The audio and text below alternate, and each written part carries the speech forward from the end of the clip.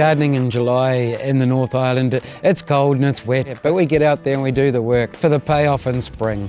Here's some good ideas of what you can do in your garden in the North Island in July. Down south, it's a great time to be planting Daphne. There's a whole heap of new varieties out now. Perfume Princess is one of them. Bred in New Zealand, it's robust. It has masses of pretty pink and white flowers from July to September.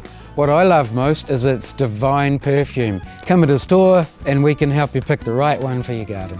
It's also time to plant roses. Pick from bush roses, climbers and standards.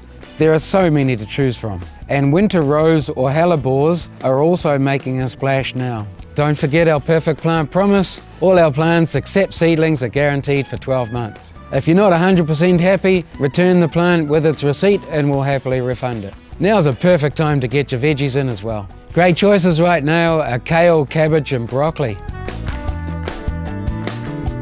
In July, it's a great time to harvest kale, parsnips, Brussels sprouts, beetroot, leeks, yams and spinach.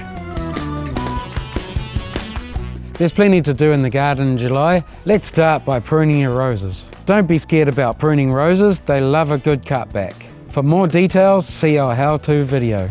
Give your bulbs a feed. Keep on top of weeds. Lay snail bait to keep those pests at bay. Stake any plants that need it. This will stop them being buffeted by the wind. So there you have it. Plenty of jobs to keep you going in the garden to keep it looking fantastic. And of course, if you have any problems, come and see our expert team at your local Bunnings. Click here for more gardening advice and here to go back to the website.